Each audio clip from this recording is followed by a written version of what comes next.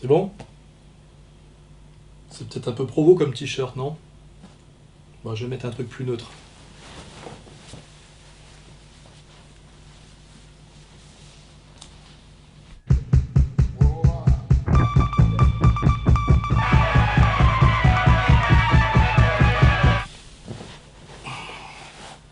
C'est mieux.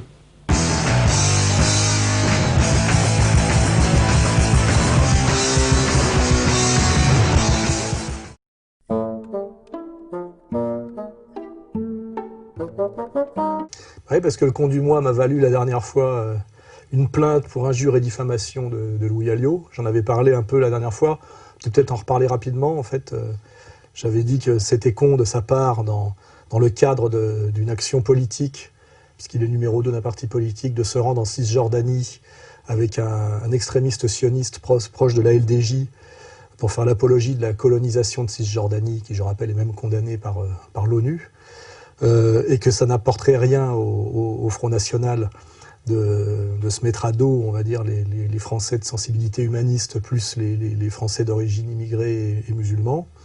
Je pense que ça s'est vérifié depuis, puisque je pense que cette hostilité affichée envers les musulmans a fait perdre Marine Le Pen à Hénin Beaumont, puisqu'elle a été battue de 112 voix, et que je sais par son entourage que c'est les vieux musulmans qui ne vont jamais voter, qui se sont déplacés pour aller voter contre elle au deuxième tour.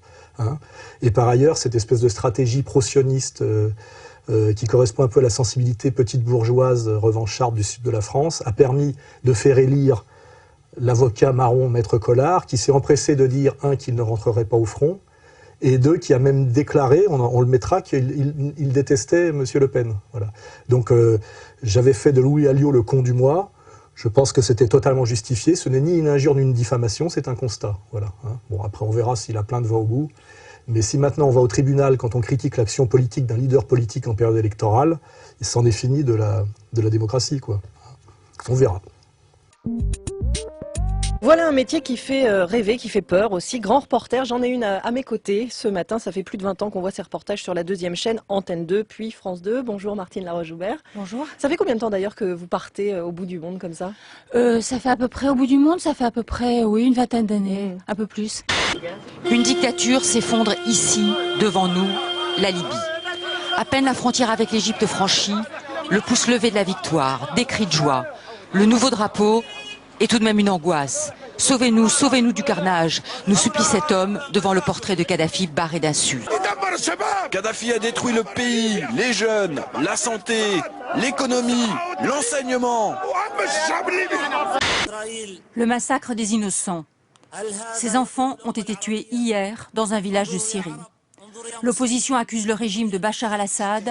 L'armée aurait bombardé le quartier, puis les Shabiha, des miliciens, auraient exterminé des dizaines de civils par balle ou à l'arme blanche.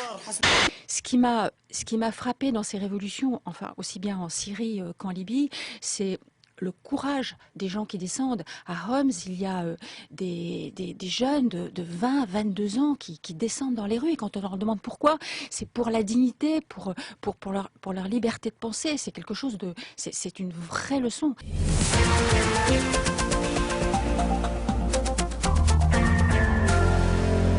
Oui, alors j'ai choisi Madame Laroche-Joubert, hein, je vais regarder un peu mes notes.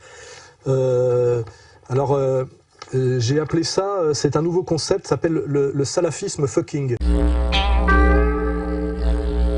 qui est le nouveau concept de la bourgeoisie occidentale, qui consiste en fait à systématiquement se ranger du côté des takfiristes, c'est-à-dire des extrémistes musulmans qui haïssent l'Occident, la chrétienté, et qui veulent... revenir en arrière sur tout soi-disant nos acquis progressistes, droits des femmes, etc. Alors ce qui est marrant, c'est que toute la bourgeoisie occidentale est systématiquement derrière eux et les aide à prendre le pouvoir pour renverser, on l'a vu en Libye, on le voit en ce moment en Syrie, des régimes laïques qui protègent les minorités chrétiennes, c'est très important, et en général qui promeuvent les droits des femmes, chez Kadhafi c'était notoire. Et alors du coup, comme Martine Laroche-Joubert est l'héroïne, la grande défendresse des rebelles, ce qu'elle appelle les rebelles, qui sont jamais que des mercenaires stipendieux, des voyous payés par le Qatar pour crier Allah Akbar chaque fois qu'il y a une caméra qui se présente devant eux. Montez dans les voitures, vite, montez. L'avion s'est écrasé là-bas. On a touché l'avion. مجلس الشورى الله أكبر الله أكبر الله أكبر. En Syrie, la ville d'Alep est toujours le théâtre d'intenses combats entre les rebelles et les forces régulières, des combats qui font chaque jour des dizaines de nouvelles victimes. Et faire passer les musulmans aux yeux des masses occidentales pour des dingues, des arriérés et des assassins sanguinaires. Donc je demande à Madame Laroche-Joubert si elle est totalement stupide ou totalement stipendiée, et si elle a envie demain finalement d'être lapidée, de ne plus pouvoir conduire une voiture comme en Arabie Saoudite, qui je le rappelle est une dictature au sens des droits de l'homme et de nos critères. Donc voilà, ce mois-ci, la conne du mois sera Martine Laroche-Joubert pour être, comment dirais-je, pour essayer d'aider à mettre en place un régime qui l'enverrait, à mon avis, qui provoquerait déjà la perte de ses acquis sociaux et qui pourrait même la mettre en danger en tant que divorcée, mère d'Alexia Laroche-Joubert, je le rappelle, qui fait des émissions satanistes pour Endemol. Systématiquement qualifiée de papesse de la télé-réalité dans les médias, la jeune productrice se fait connaître par le grand public dans la Starac, produite par Endemol. À cette époque, elle en est la directrice artistique, comme elle était celle du mythique Love Story. Elle est aussi à l'origine du savoureux On a échangé nos mamans, diffusé sur M6. Deux mamans échangent, mari, enfant et maison. Enfin voilà, je pose la question aujourd'hui de ce salafisme fucking généralisé de nos élites occidentales. Est-ce que vraiment ça leur plaît de mettre partout en danger la communauté chrétienne d'Orient et d'aider partout à ce que soient mis en place des régimes totalement hostiles à l'Occident, tout en nous disant par ailleurs que le salafisme et l'islam radical est la chose la plus dangereuse pour le monde. Si c'est si dangereux, pourquoi est-ce qu'ils font tout pour mettre ce genre de régime en place en Tunisie, en Égypte, demain en Algérie, hier en Libye et peut-être demain malheureusement en Syrie. C'est une vraie question à poser. C'est un nouveau concept fort, le salafisme fucking de nos élites. Il va falloir qu'on m'explique si c'est de la schizophrénie, de la stupidité ou de la haute trahison. Donc voilà. Mais qu'est-ce que ça vous apporte à vous? Parce que vous ne faites pas ça uniquement pour informer, j'imagine. Vous cherchez quelque chose pour vous, non? Ce que je cherche, j'ai certainement, moi, le goût de l'aventure. Quand j'étais petite, j'ai été élevée dans le sud du Maroc, donc j'ai le goût des grands espaces. J'ai certainement ça. Ce que ça m'apporte à moi, c'est fondamental ce que ça m'apporte. Ça me nourrit. Ça me nourrit, vraiment. Bon, alors je peux être nourrie aussi par la lecture, par le cinéma, mais ça, c'est quelque chose d'extrêmement violent et ça me prend tout entière. Martine Laroche-Joubert, donc ça sera la conne du mois ce mois-ci. Et d'ailleurs, la famille Laroche-Joubert est une grande famille, mais en fait, elle n'est Laroche-Joubert que par la cuisse. Comme par hasard, un peu comme toutes nos élites traîtres à la nation, elle est née au Maroc. Et son nom de jeune fille, c'est Gabara. Il faudrait chercher. Hein. Voilà. Bon, je vais finir sur cette petite rubrique de la conne du mois. Hein. Voilà. Martine Laroche-Joubert. Ce qui n'est pas de la diffamation ni de l'injure, c'est totalement argumenté. Hein. C'est un constat, soit de stupidité, soit comment dirais-je, rappelez-vous ma fameuse citation, un journaliste c'est un chômeur, un journaliste qui travaille c'est une pute. Voilà.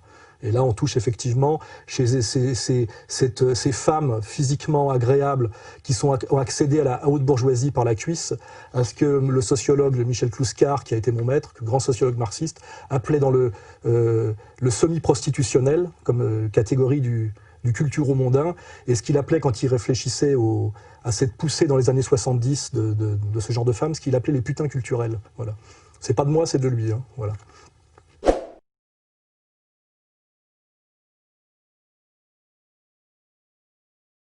Oui, moi je dis depuis le début, quel que soit l'épilogue de l'affaire syrienne, et quelle que soit la critique qu'on peut porter sur un régime autoritaire de type national et social qui était le bassisme syrien, qui n'était pas un régime gentil, mais qui correspond à la réalité politique de tous les pays du Moyen-Orient. Hein, ce sont des pays où il faut un leader qui, d'une poigne de fer, maintient une cohésion ethnico-confessionnelle, en général un peu en férocité. Et c'est admis à la limite par tous les clans, quelque part. C'est un peu à l'ancienne. S'il n'y a pas ce genre de leader et de structure puissante, le pays éclate. comme a éclaté le Liban, comme a éclaté l'Irak, comme a éclaté la Libye et comme éclatera la Syrie si l'Empire arrive à aller au bout de son projet de destruction. Donc une fois qu'on avait bêtement critiqué l'autoritarisme du bassisme alaouite syrien, finalement, avec une vision colonialiste, c'est-à-dire de vouloir importer dans un pays qui n'a rien à voir avec le nôtre, une région qui n'a rien à voir avec la nôtre historiquement, religieusement, etc., nos petits principes de démocratie, de marché et d'opinion, ce qu'on appelle la démocratie. Donc c'est du colonialisme épistémologique, hein. Mais une fois qu'on est honnête, on savait qu'il vaut mieux Assad que quoi que ce soit d'autre, si on veut que la Syrie reste un pays assez prospère, multiconfessionnel, laïque, et qui protège, dans un espèce de consensus, ces minorités, où il n'y a pas trop de bains de sang, où il y a un niveau de vie assez élevé. Voilà. Et ça, c'était mon analyse. Or, le système, l'Empire nous a présenté un régime dictatorial sanguinaire, ce qui est relativement faux, qui écrasait l'ensemble de sa population, ce qui est faux, et sa population se révoltait pacifiquement par des manifestations de rue qui étaient réprimées dans le sang. Un massacre à huis clos, ou presque. Ce sont les manifestants eux-mêmes qui, avec leur téléphone portable, filment les chars en action à Deraa, la première ville qui a osé défier le régime de Bachar el-Assad. Selon des militants des droits de l'homme, 3000 soldats et membres des forces de sécurité, appuyés par des chars et des blindés, ont pris d'assaut avant l'aube cette ville de 75 000 habitants située au sud de la Syrie. Le dernier bilan provisoire fait déjà état d'au moins 25 morts. Assad ne peut se maintenir au pouvoir que par la répression. Donc de ce fait, il n'a qu'une seule solution, c'est la répression, la répression et la répression. En tirant sur sa population à l'artillerie lourde et à la mitrailleuse, le régime syrien parie qu'un bain de sang pourra mater la révolte. C'était totalement faux. En réalité, c'était des groupes d'extrémistes sunnites manipulés de l'extérieur au départ, qui faisaient de la provocation sanguinaire en attaquant des postes de police et en décapitant des policiers pour pousser le régime à la répression, avec derrière les médias occidentaux qui étaient là pour mentir et pour montrer la réaction à l'action. Voilà. Petit à petit, il s'est fait jour que c'était de moins en moins des manifs armés d'extrémistes syriens sunnites. C'était de plus en plus importé de Libye, payé par le Qatar sur une idéologie saoudienne, avec des conseillers militaires israéliens, anglais, américains, français et turcs. US-based military whistleblower Sibel Edmonds says Washington is siding with the opposition to force regime change. They have had this division to train the rebels there. They also help the rebels smuggle arms into Syria. It's not some kind of simultaneously uprising situation where people are rebelling and then suddenly they are mysteriously armed, and mysteriously arms are being smuggled into Syria from Turkey. Well, who's providing these arms? This is a typical CIA method. In this case, it's a joint production of CIA, MI6, Mossad, the DGSE of the French. It's got money coming from Saudi Arabia, the United Arab Emirates, and Qatar. I would not call this a civil war by any stretch of the imagination. I think that's a very, very misleading term in the following sense. What you're dealing with here are death squads. You're dealing here with terror commandos. Des finalement djihadistes sur le modèle Al-Qaïda, d'une internationale djihadique entièrement finalement sous contrôle, quand on regarde les médiations de l'empire américano-sioniste, pour foutre en l'air un des derniers régimes, on va dire une des dernières nations arabes issues de la décolonisation, hein, il faut le savoir. Et que finalement tout ça correspond à un calendrier général impérialiste et impérial. And then I came back to the Pentagon about 6 weeks later. I saw the same officer. I said, why haven't we attacked Iraq? We still going to attack Iraq? He said, oh, sir. He says, it's worse than that. He said, he pulled up a piece of paper off his desk. He said, I just got this memo from the Secretary of Defense's office. It says we're going to attack and destroy the governments in 7 countries in 5 years. We're going to start with Iraq, and then we're going to move to Syria, Lebanon, Libya, Somalia, Sudan, and Iran. 7 countries in 5 years. L'Irak s'est fait la Libye c'est fait et maintenant la Syrie, finalement ces nations arabes issues de la décolonisation, pour les faire éclater en petites entités ethnico-confessionnelles, les faire passer au niveau sociétal sous la coupe du salafisme le plus brutal, le plus violent et le plus rétrograde selon nos critères. Ce que j'appelle moi, je dis que c'est la version arabe de ce que j'avais décrit moi déjà comme ce qu'on appelait le libéralisme sécuritaire. Parce qu'il faut savoir que finalement l'Empire, après le laboratoire qui a été l'Irak, d'essayer de faire passer l'Irak de force à la démocratie, comme d'ailleurs il l'avait fait avant pour l'Afghanistan, ont compris qu'il valait mieux laisser le sociétal finalement à un islam radical rétrograde, puisque finalement c'est un régime autoritaire qui maintient au nom de la charia le petit peuple sous une dictature finalement militaire et morale, à condition, c'est un partage de pouvoir, que le macroéconomique soit laissé à la banque et à Wall Street.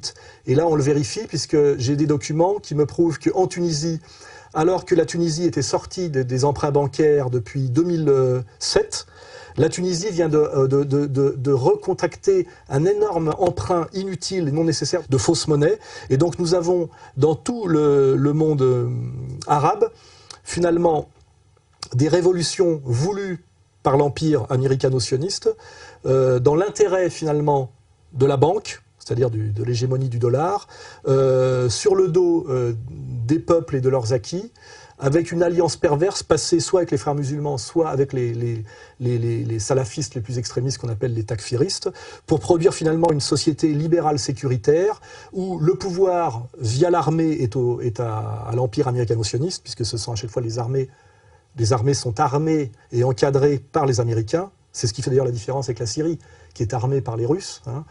Et donc on a en fait une société autoritaire pilotée en douce via la répression militaire par les Américains, qui est obligée de bouffer du faux dollar de force, et pour maintenir un semblant d'autonomie nationale et surtout une paix du petit peuple, une police, je dirais, des mœurs, confiée dans un partage pervers aux extrémistes musulmans. Et c'est ça qui est en train d'être importé en ce moment en Syrie, c'est ça qui a été fait en Libye, et c'est ça ce que découvrent les idiotes comme Laroche-Joubert aujourd'hui en Tunisie, puisqu'on se plaint qu'un de nos franco-tunisiens représentants politiques s'est fait passer à tabac là-bas. La Tunisie est-elle en train de changer de visage depuis l'arrivée au pouvoir des islamistes, des Narda? Les salafistes sortent de l'ombre. Sur place, un élu français a été passé à tabac. Des traces de coups sur ses photos de vacances. Cet élu socialiste de la Sarthe n'imaginait pas rapporter de tels souvenirs de Tunisie. La semaine dernière, Jamel Garbi se promène avec sa femme et sa fille près du port de Bizerte où il est né, quand il croise une cinquantaine d'islamistes. Les vêtements d'été ne leur plaisent pas et ils s'en prennent à la famille. En short, à 12 ans, c'était un outrage. Ma femme avait un débardeur et puis un pantacourt, tout ce qu'il y a de plus banal. Et il y a eu un cri en arabe, c'était Bled Islamia, c'est-à-dire un pays islamique, Les experts sérieux, que ce soit Lugan, les gens des services français encore sur une ligne authentiquement gaulliste, l'avaient prévu, le savaient. Tout ça est une saloperie de l'empire américano-sioniste qui se fait sur le dos des petits peuples musulmans, qui se fait sur le dos des minorités chrétiennes d'Orient, qui se fait sur le dos de l'image de la France au Moyen-Orient, et qui achève de détruire toute l'image de marque positive qui était la nôtre, et à juste titre, grâce à la parenthèse gaulienne, et qui en dernière instance pousse à la haine les musulmans et les chrétiens, et est en dernière instance l'intérêt de l'Israël bien compris, voilà, avec un grand I, de l'Israël éternel, voilà. Dernière question, on sait que vous êtes très attaché à l'État d'Israël, à sa survie, à son existence et à sa vie dans la paix. Est-ce que ces bouleversements dans les révolutions arabes, et notamment en Libye, ne menacent pas la stabilité de l'État d'Israël? Attendez, je suis plus que très attaché, je suis inconditionnellement attaché à Israël. Je suis un ami inconditionnel d'Israël. Et c'est à ce titre que je vous dis qu'au contraire, ces printemps arabes, je pense que c'est bon pour Israël.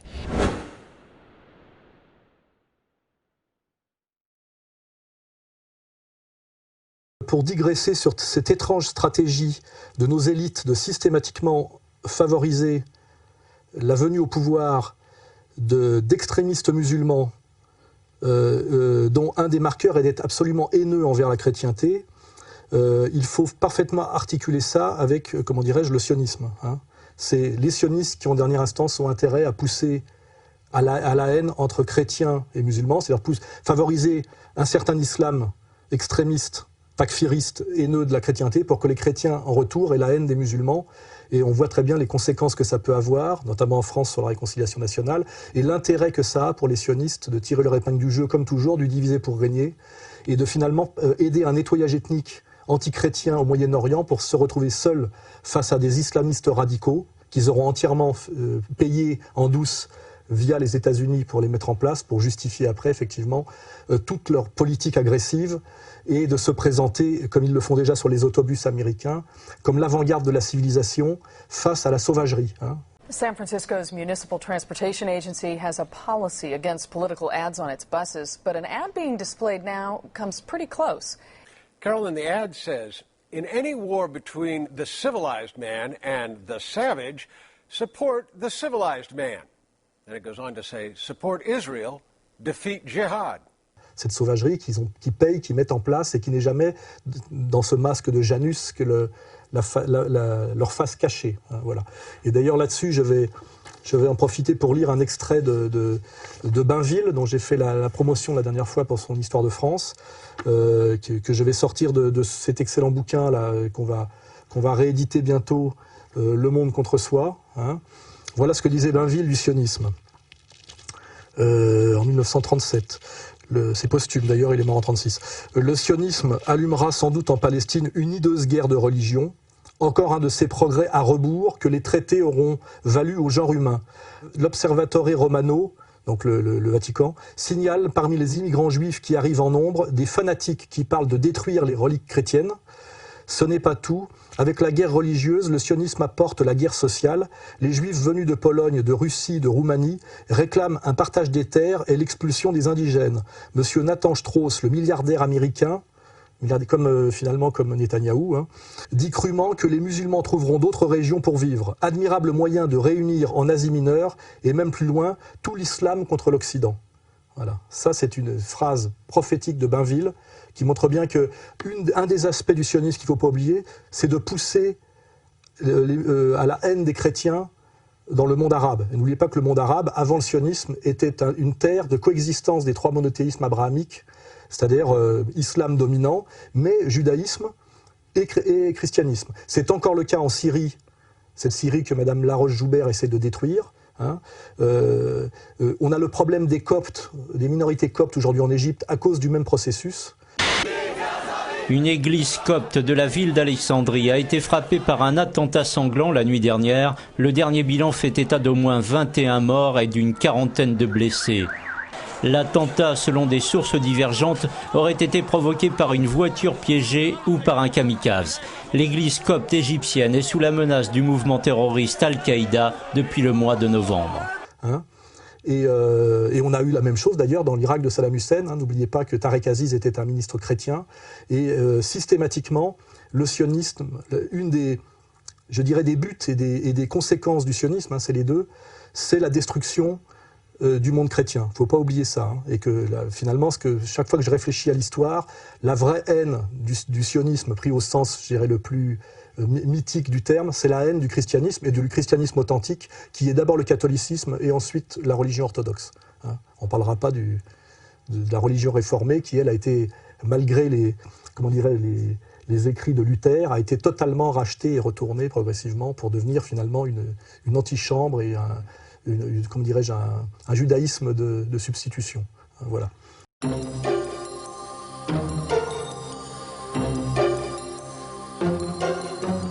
La crise due au libre-échange ne fait que commencer. Oui. C'est vrai que le président de la République élu va être confronté à une aggravation immédiate. Oui. Et ce que je pense qu'il va se passer, c'est que ce Parti socialiste qui a pas mal évolué, et Hollande qui est un type intelligent, je veux dire, sera conduit à des attitudes plus radicales, et c'est ce que j'ai fait, c'est l'hypothèse d'un 1983 à l'envers, où on arrive avec un programme modéré, et ensuite on prend, je dirais, les mesures qu'il faut face au libre-échange, face à l'austérité allemande, etc. Et surtout, je dis qu'après le déshonneur qui est son face-à-face avec Philippot, qui, à mon avis, qui est pour moi quelque chose d'important. On le ressortira. Je pense qu'il y a le ridicule qui va lui tomber sur la gueule bientôt, parce que quand il prétend en plus que le Front National est fini, parce que Hollande a réussi à réconcilier la gauche avec le mouvement ouvrier. Ce qui est vraiment significatif de l'élection actuelle, c'est la reconquête lente du monde ouvrier par le Parti socialiste. Il faut être un sociologue stupide ou un menteur, un malhonnête et un lâche pour jouer ce petit jeu. Et surtout quand on voit ce que Hollande va prendre dans la gueule et ce qu'il va faire dans les mois qui viennent, je pense que Todd là a mangé son pain blanc. Il va vraiment se ridiculiser. Voilà.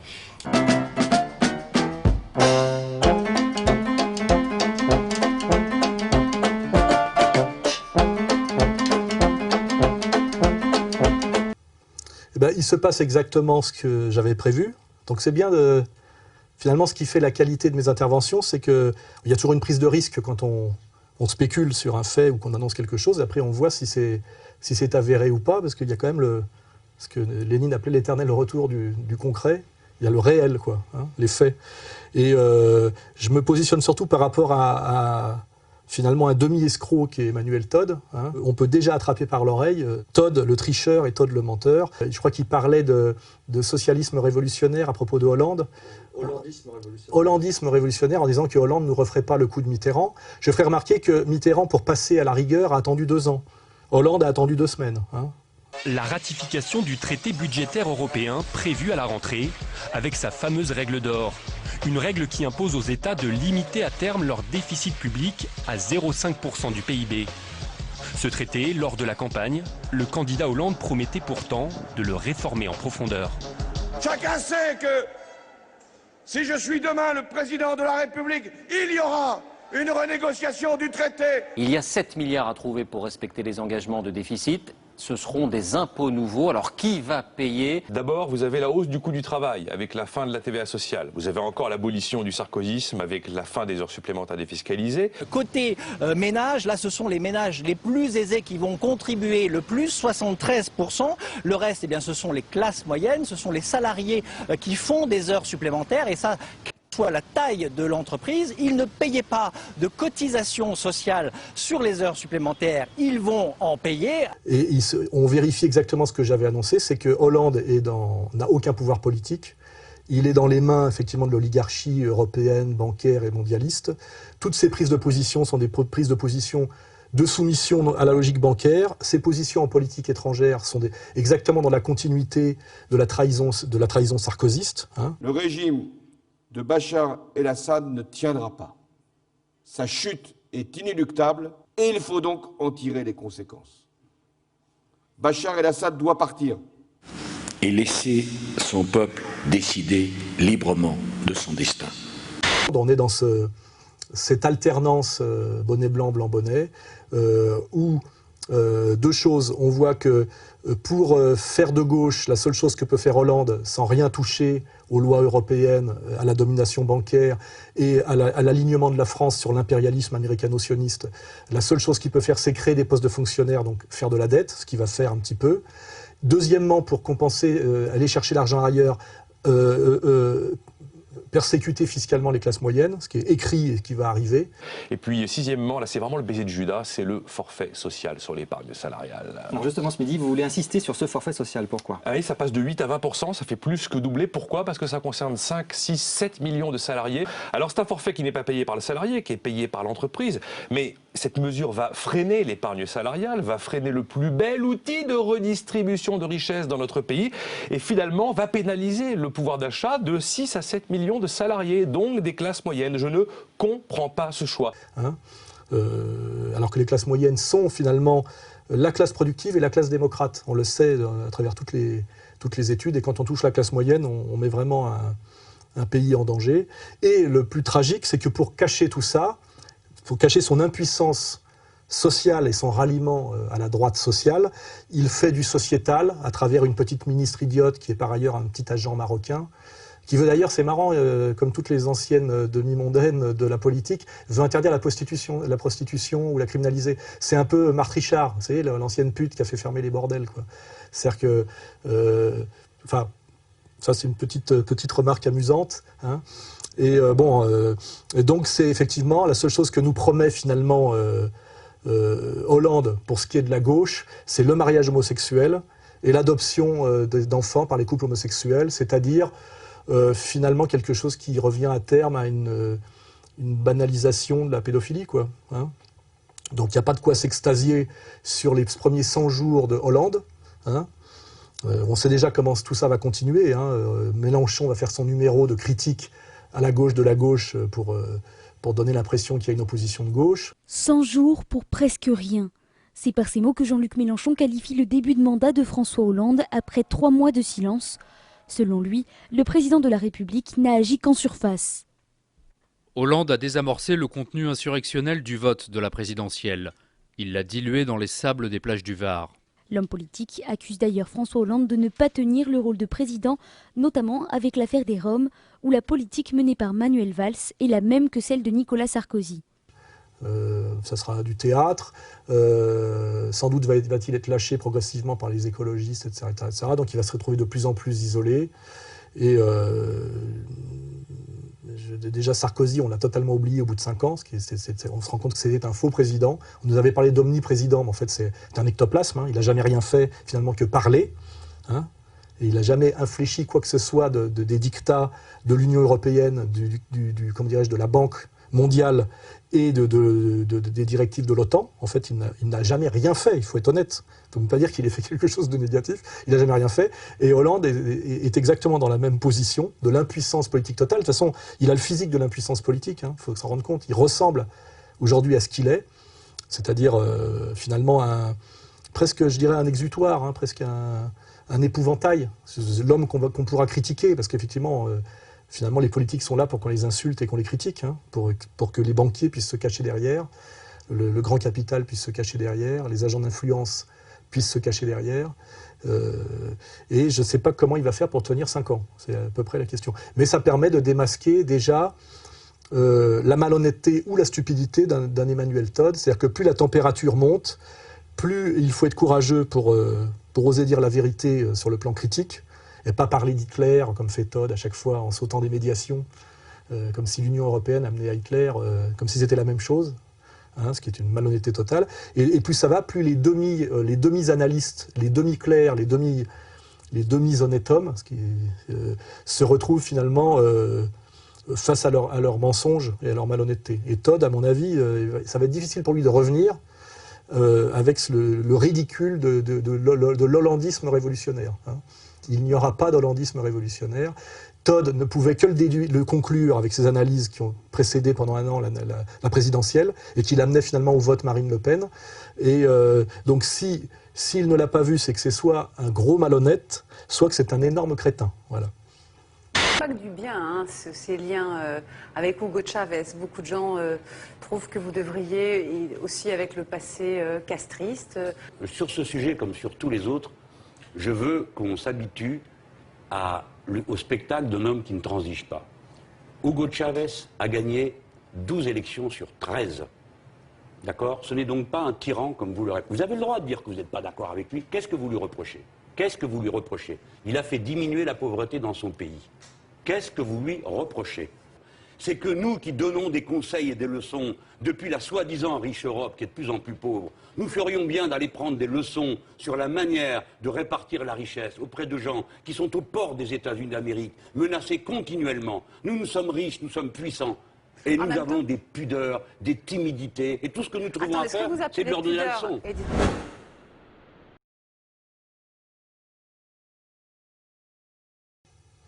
Oui, alors ça, c'est un petit truc que j'aurais pu oublier, parce que c'est un peu déprimant. Mais nous, on avait rencontré Chavez avec Dieudonné à Damas, d'ailleurs, à l'époque. Hein. Chavez, Assad sont la main dans la main, parce qu'ils sont des résistants à l'Empire. Donc pour ceux qui critiquent Assad en faisant semblant de soutenir Chavez, ce sont des tartuffes, dont d'ailleurs Mélenchon. Et on avait rencontré Chavez à Damas, et il nous avait dit de venir le voir à Caracas. Il y a eu après un espèce de tir de barrage des gens qui gèrent son image pour l'Occident et qui sont toujours malheureusement ces faux types de gauche, ces sociaux-traîtres professionnels qui sont les trotskistes. Et donc ces réseaux trotskistes, en fait, font semblant de faire la promotion de Chavez et en fait le diabolisent en douce, empêchent finalement les nationalistes révolutionnaires, les gens qui sont sur les mêmes valeurs que lui, d'accéder à lui et de faire finalement intelligemment sa promotion. Et cerise sur le gâteau, Mélenchon, pour se faire passer pour un type de gauche, est reçu par Chavez, qui malheureusement ne connaît pas très bien le dossier européen. Et là, je fais remarquer que c'est tragique finalement que Chavez reçoive Mélenchon, comme si Mélenchon pouvait se réclamer du chavisme, alors que sur tous les points essentiels, ils sont en totale opposition. Je rappelle que Chavez est un militaire, ce qui n'est pas du tout le cas de Mélenchon. Avec Mélenchon, on est dans le gauchisme. Que Chavez est un nationaliste. Je rappelle que Mélenchon est un internationaliste issu de l'OCI, c'est-à-dire du lambertisme trotskiste, qui est sans doute l'officine néo-marxiste la plus anti-nationaliste qui existe. Que Mélenchon est un maçon du Grand Orient, hein, c'est-à-dire un anti-populaire forcené et surtout un anti-catholique hystérique, alors que Chavez s'appuie sur les petits prêtres catholiques d'Amérique du Sud et est un promoteur de la théologie de la libération. Hein. C'est un militaire, un nationaliste, un anti-impérialiste et un catholique. Hein. Et tout ça, c'est le contraire de ce qu'est Mélenchon. Je dirais, le Mélenchon d'apparence et le Mélenchon profond. Eh bien, nous avons un slogan, pas de religion en politique. Pas de religion en politique. Pas de religion en politique. La religion est une affaire qui est dans le cœur de certains et que comme telle nous respectons. Mais elle n'a rien à faire dans l'arène politique. Misérable qui l'a ramené. Y reivindico al Cristo revolucionario, no el Cristo de los burgueses, el verdadero Cristo, el único Cristo, el Redentor revolucionario, el Cristo de los pueblos. Esta revolución, así lo digo como cristiano, es profundamente cristiana. ¡Viva Cristo el Redentor! Et c'est tragique finalement que Chavez, à cause d'un entourage pervers, se fasse manipuler et donne finalement des brevets de révolution bolivarienne à un type comme Merluchon, qui est un guignol et un faux type de gauche. Et d'ailleurs, pour dire du mal de... J'ai pas besoin de dire du mal de Mélenchon, je pense que Mélenchon, celui qui en parle le mieux, c'est Maxime Grémetz. Je m'en moque, moi, de Mélenchon. Bah non. Moi, je sais ce qu'il est. Il est pas communiste. Il est socialiste. Ok, oui, il est socialiste. Il revendique. Il n'a pas changé. Il n'a pas changé. Moi, je l'ai vu, excusez-moi, je l'ai vu quand il a été frotté et ciré les pompes à Jospin pour avoir un petit secrétariat d'État à la formation. Ouais, il a changé depuis. Et à chaque fois, c'était le plus arrogant. À chaque fois qu'on faisait des propositions, vous, les communistes, c'est de la merde, vos amendements. Et aujourd'hui, il a changé, pourquoi? Et alors, les nationalisations, les étatisations, ou plutôt, les privatisations, qu'est-ce qu'il a dit? Il est resté dans son fauteuil, assis, il n'a pas dit « moi je suis à gauche, je m'en vais, je ferme ma gueule ou je m'en vais ». Donc Mélenchon, en fait, il veut profiter de vous? Bah c'est évident. Maxime Grémetz était le seul député d'origine ouvrière, c'était un authentique communiste de la tendance Marchais, il a été totalement marginalisé par des tas de coups fourrés dégueulasses, etc. C'est un type à qui va mon respect, c'est pour ce genre de type que j'ai été au Parti communiste, et si on veut savoir qui est Mélenchon, avec un discours authentiquement mélenchonien, parce que finalement, Grémetz est un authentique, je dirais, homme de gauche issu du peuple, Mélenchon est un acteur. Hein. Et je pense que celui qui parle le mieux de Mélenchon, c'est Grémetz. On remettra, j'ai même pas besoin de parler, on remettra 2-3 extraits de ce que dit Grémetz sur Mélenchon. C'est un malin politicien. Il n'a jamais eu au Parti socialiste ce qu'il croit devoir avoir. Là, il pense, je mets la main mise sur Marie-Georges Buffet pour commencer, après sur le Parti communiste, je suis candidat, et avec Marie-Georges Buffet, ils se sont mis d'accord pour dire, en fait. on va être au ministre.